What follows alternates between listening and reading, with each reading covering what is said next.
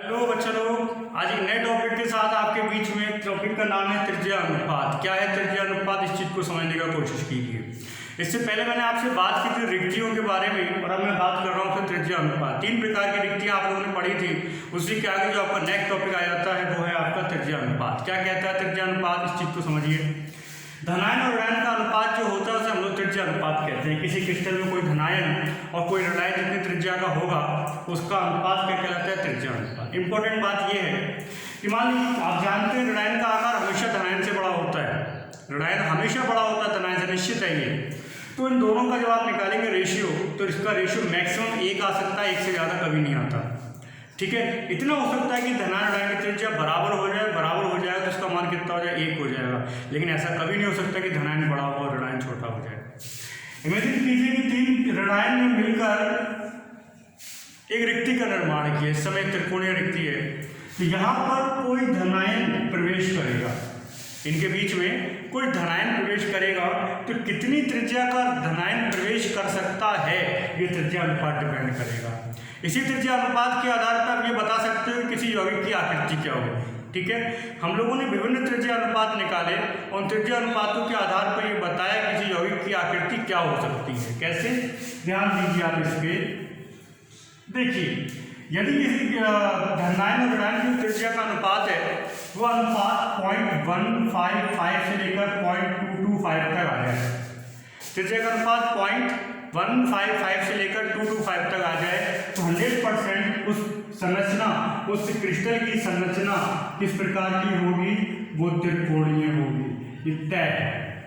और coordination number, संरचना त्रिकोणीय और कोऑर्डिनेशन नंबर कैसा होगा, उसका 3 होगा। कोऑर्डिनेशन नंबर क्या होता है बता दूं, कोई धनायन जितने ऋणायन से और कोई ऋणायन जितने धनायन से घिरा होता है उसी को हम लोग त्रिज्या अनुपात कहते हैं। कोई धनायन जितने ऋणायन से और कोई ऋणायन जितने धनायन से घिरा होगा उसी को हम लोग क्या कह देते हैं, त्रिज्या अनुपात कहते हैं। ध्यान दीजिए यार, अगर मैं आपसे मैंने डायग्राम बनाया था, दोबारा बनाओ, यहाँ पे कोई धनायन हो तो धनायन कितने गोलों से घिरा होगा, 3 से। तो कोऑर्डिनेशन नंबर कितना काम करेगा, 3 काम करेगा। ठीक है, ऐसे ही यदि त्रिज्या का अनुपात 0.225 से लेकर 0.414 तक आए, मान लीजिए ये सब बेटा प्रैक्टिकली किया गया है। किसी त्रिज्या का अनुपात 0.225 से लेकर 0.414 के मध्य में आए, 100% उसकी आकृति जो होगी वो टेट्राहेड्रल या चतुष्फलकीय होगी।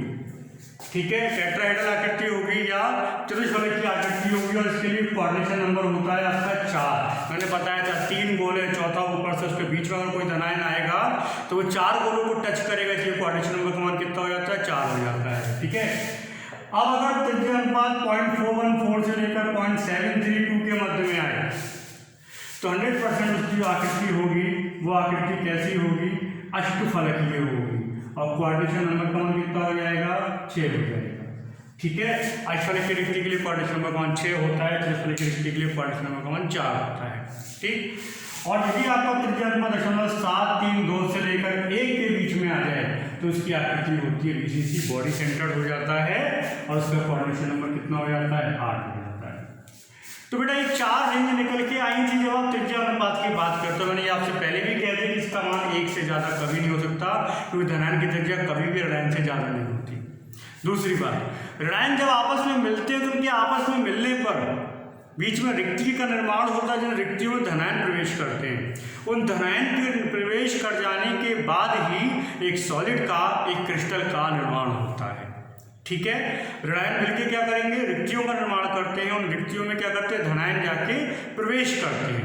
उन धनायनों के प्रवेश के बाद ही आपके किसी क्रिस्टल का निर्माण होता है। अब सीधी सी बात है कि मान लीजिए कि आपके पास में 2 सेंटीमीटर का कोई धनायन है और रिक्ति की त्रिज्या 0.155 सेंटीमीटर है, तो धनायन कभी प्रवेश नहीं करेगा, वो जगह खाली रह जाएगी।